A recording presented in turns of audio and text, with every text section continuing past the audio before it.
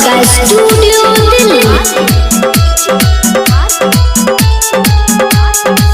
सुहनु साउस समझाइलिया यहाँ पना बेटी के बनबै नै खाना कहियो नीक से उदीन के नीक से उदीन के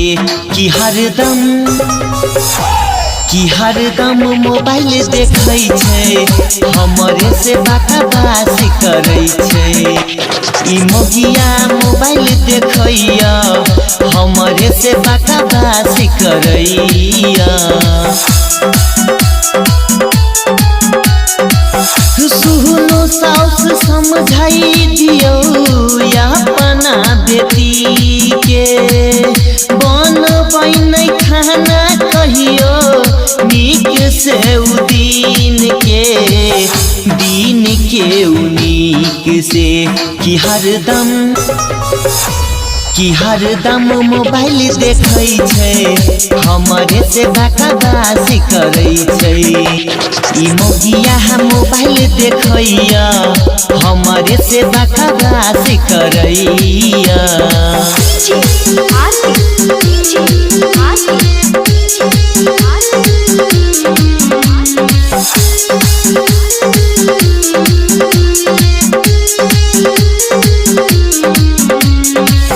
यही कहलिए तो दिलिए मोबाइल हमरा कहै भाग्य दिल्ली काल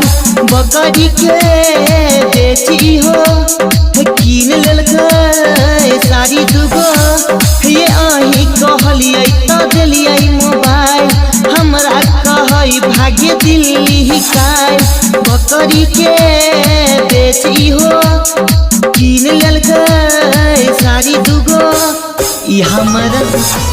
ई हमरा हमाई से लड़ैया ई मौगी बकवास करैया ई हरदम मोबाइल देखैया ई मौगी बकवास करैया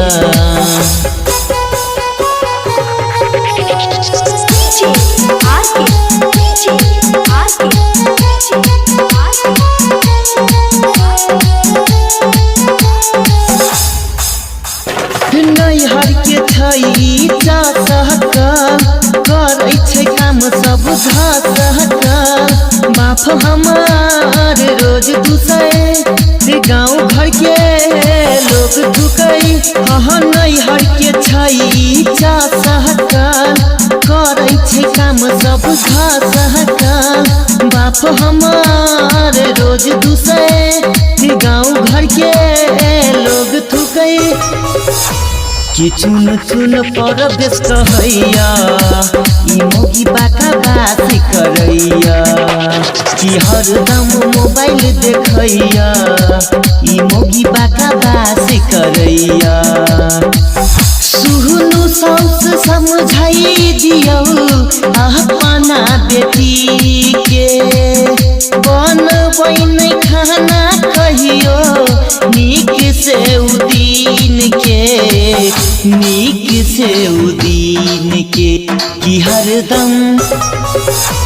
कि हरदम मोबाइल देखैया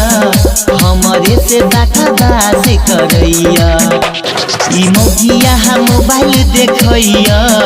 हमरे से बकवास करैया सुनु साउस समझाई दियो अपना बेटी के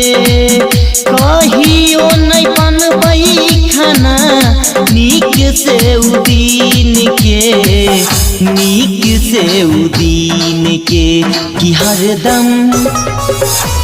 कि हरदम मोबाइल देखैया हमरे से बकवास करैया